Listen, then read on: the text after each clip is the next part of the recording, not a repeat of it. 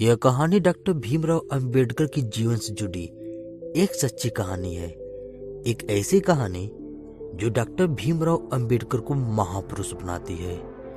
यह कहानी डॉक्टर भीमराव अंबेडकर के जीवन की बाल अवस्था से जुड़ी तब की बात है जब डॉक्टर भीमराव अंबेडकर का नाम भीमा हुआ करता था और वह अपनी शुरुआती शिक्षा के लिए पाठशाला जाना शुरू किए थे।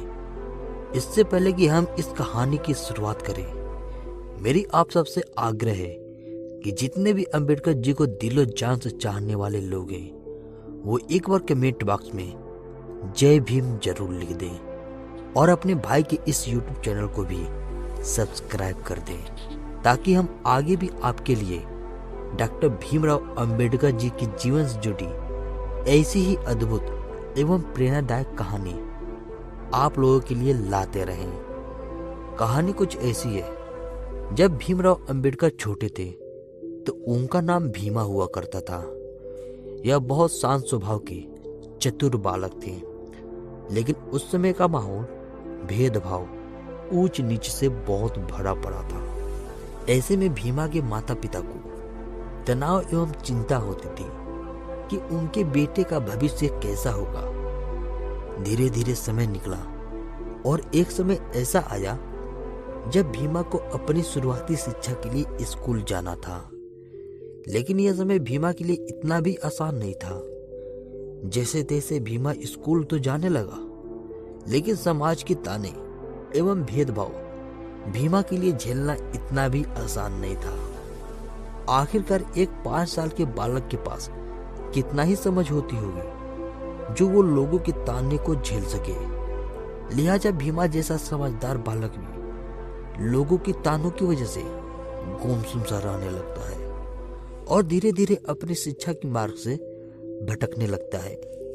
ये सारी चीजें जब भीमा के गुरुजी महादेव अंबेडकर, जो कि स्वयं एक शुद्ध शाकाहारी ब्राह्मण थे, जब देखते हैं तो उन्हें समझ नहीं आता है कि इतना होनहार लड़का अचानक से इतना शांत कैसे हो गया। भीमा को देख गुरुजी भी चिंतित हो जाते हैं कि भीमा आखिर ऐसा हुआ क्यों।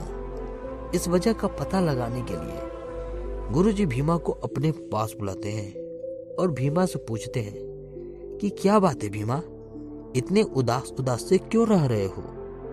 गुरुजी की बात सुन भीमा की आंखों से आंसू आ जाते हैं और भीमा रोते हुए गुरुजी को सारी बात बताने लगता है कि कैसे समाज के लोग उसका मजाक बना रहे हैं, उसे ताना दे रहे हैं, उसके साथ भेदभाव कर रहे हैं। भीमा की बात गुरुजी को भी अंदर से झकझोर देती है, इसलिए वह ठान लेते हैं कि कैसे भी भीमा को इस तनाव से निकालना ही पड़ेगा। भीमा को तनाव से निकालने के लिए गुरुजी भीमा को कुछ पैसे देते हैं और बाजार से आलू, अंडा और चाय पत्ती लाने को कहते हैं। कुछ ही समय में भीमा वो सारी चीजें बाजार से लेकर वापस गुरुजी के पास आ जाता है। गुरुजी एक एक करके तीनों को उबालते हैं और फिर भीमा से कहते हैं, भीमा कुछ पल के लिए समझो कि यह उबला हुआ पानी समाज और उसके ताने हैं, जिसने एक कठोर आलू को नरम बना दिया और अंदर से नरम अंडे को कठोर।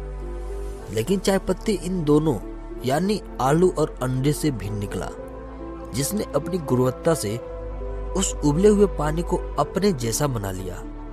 भीमा, यह समाज कभी नहीं बदलने वाली जब तक इसे बदला ना जाए। अगर आज तुम टूट गए तो फिर यह उबले हुए पानी यानी समाज की जीत होगी, लेकिन अगर तुमने सफलता हासिल कर लिया तो फिर यह समाज तुम्हारी पूजा करेगी और तुम्हारे साथ घुल मिल जाएगी, जैसे चाय पत्ती और उबला हुआ पानी मिल गए। अब तय तुम्हें करना है कि तुम अंडा आलू बनोगे या फिर चाय पत्ती। गुरु की सारी बात भीमा को समझ में आ जाती है और फिर भीमा संकल्प लेता है कि वह कभी भी समाज की तरफ ध्यान नहीं देगा और अपने लक्ष्य की तरफ आगे बढ़ेगा। और इसके आगे क्या हुआ आज पूरी दुनिया जानती है कि कैसे हमारे देश को एक महापुरुष मिला, और ये सारा श्रेय डॉक्टर भीमराव अंबेडकर के गुरुजी को जाता है, जो शुद्ध शाकाहारी होने के बाद भी भीमा को समझाने के लिए अपने घर और बर्तन में अंडा उबालते हैं और भीमा को भीमराव बनाने के लिए दिन रात एक कर देते हैं, जिसके सम्मान में भीमा भी उनके नाम के पीछे का लगा अंबेडकर शब्द खुद के नाम से जोड़ लेते हैं, जो आज डॉक्टर भीमराव अंबेडकर के नाम से जाना जाता है।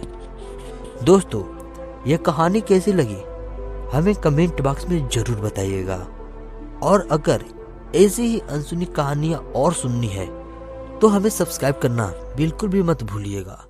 तो मिलते हैं हम अगले वीडियो में, तब तक के लिए वंदे मातरम।